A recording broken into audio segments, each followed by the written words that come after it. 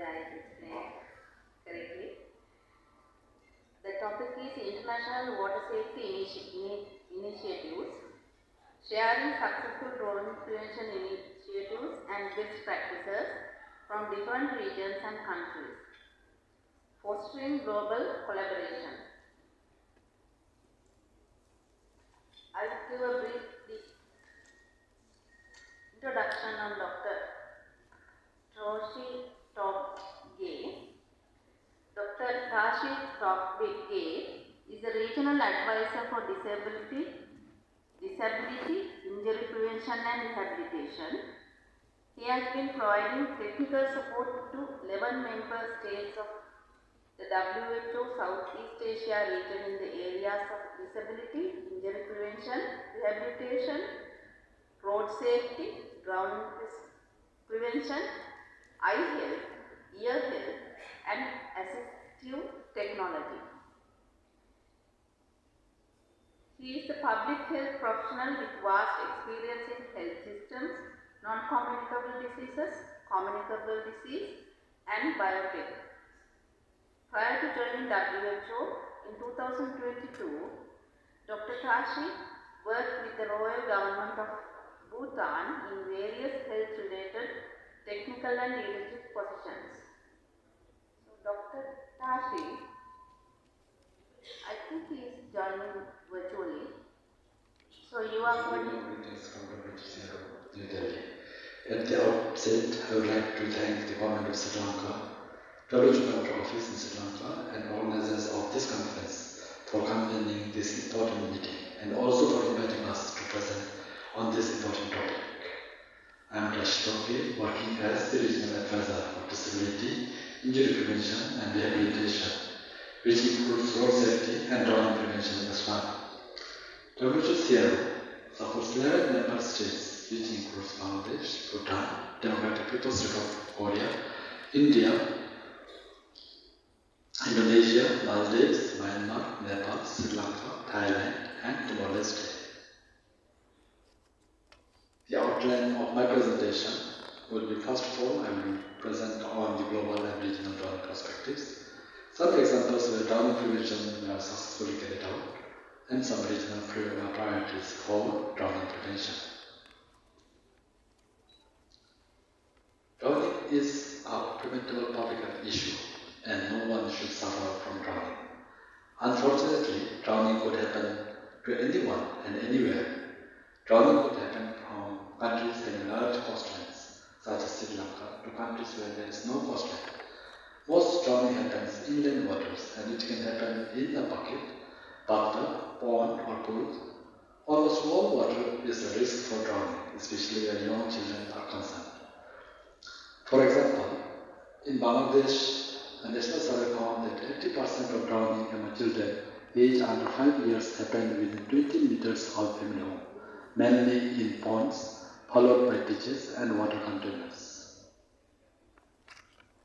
Globally, drowning causes over 2.5 million preventable deaths in the past decade, with over 235,000 deaths annually. And this number has not even accounted the flood-related climatic events and water transport deaths. Disability exists in drowning, with over 90% of drowning deaths occurs in low and middle income countries. This slide shows the global burden of drowning and risk factors for drowning. Drowning is one of the 10 leading causes of death in children and young aged 1 to 24 years old. Males are twice as likely to drown than females. The major risk factors for drowning includes bathing, collecting water, living near water, flooding disasters, travel over water, working on or around the water, and poor supervision of children. As highlighted in this graph, drowning is the leading cause of death in children aged 5 to 14 years, more than most communicable diseases like HIV or malaria. But drowning is nowhere near to this disease in terms of investments. Among the WHO regions, drowning deaths mostly occurs in the Western Pacific region, followed by the Southeast Asia region with over 70,000 deaths in 2019. This slide shows some of the key facts of drowning in WHO Southeast Asia region. Key highlights are males are 3 times more likely to be drowned than females. Almost all drowning occurs in young people. Older persons are also affected with 20% death due to drowning occurring above 60 years of age. WHO conducted a regional status report in 2019. Among the Southeast Asia region, Timor-Leste, Thailand and Nepal has the highest deaths per 100,000 population. The first global status report on drowning is currently being conducted and will provide an important data for drowning prevention. As highlighted in previous slides, this graph shows a high number of deaths due to drowning in males and in younger age children. Drowning impacts on many sustainable development goals. Without addressing drowning, these sustainable goals would be impacted. Drowning is a neglected agenda. Investment evidences are there, and the research for focusing on drowning prevention is compelling. Just investment in 2 interventions, that is, providing daycare and teaching basic swimming skills, could avert around 770,000 fatal drowning cases and 993,000 non-fatal drowning cases. And in many countries such as Bangladesh has shown that even simple low-cost measures would be very effective. Drowning prevention requires multi-stakeholder engagement. It includes means of education, health, maritime, disaster, and so on. It requires a whole of society and whole of a government approach to address drowning. Then only drowning prevention can be implemented successfully. The figure lists the number of countries reporting involvement of specific sectors for drowning prevention in 2019, where we were collecting information for the regional status report. In 2021, United Nations resolution on drowning prevention called WHO to coordinate drowning prevention efforts. In 2023, World Health Assembly endorsed a resolution on drowning prevention. World Health Assembly resolution accelerating actions on global drowning prevention requires member states to assess their national drowning situations, develop and implement related programs, and ensure policy planning across a wide range of sectors to reduce drowning risk. This resolution further requires WHO to prepare a global status report on drowning prevention to better understand the true burden and impact of drowning worldwide.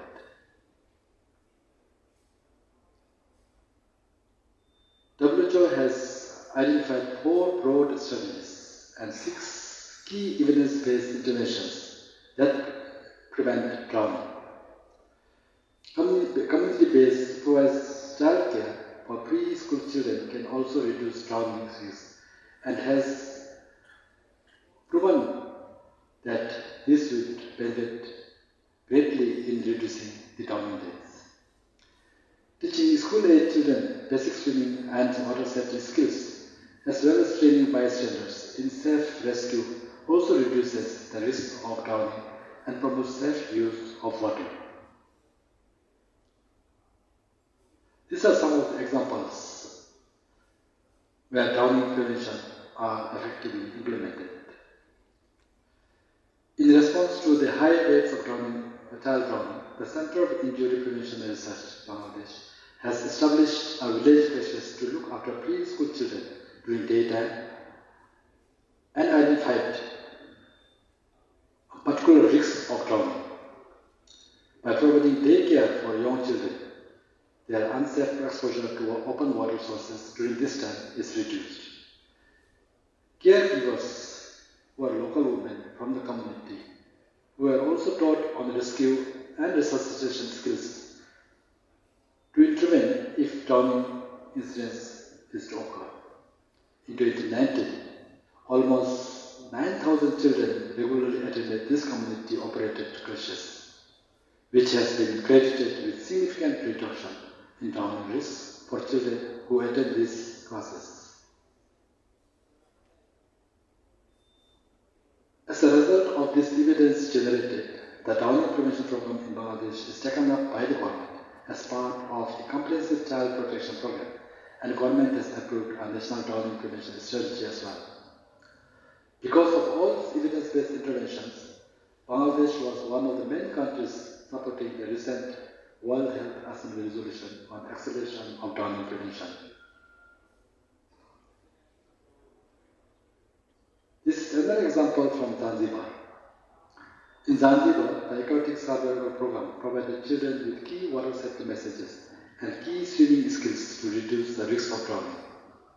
Young people were trained on basic swimming instructors and community educators to teach children on how to be safe in and around the water. The message is also taught in schools where over 1,000 school teachers have been trained to deliver the classroom basic water safety education. These two interventions have taught children how to identify dangers and keep themselves and others safe from water risk.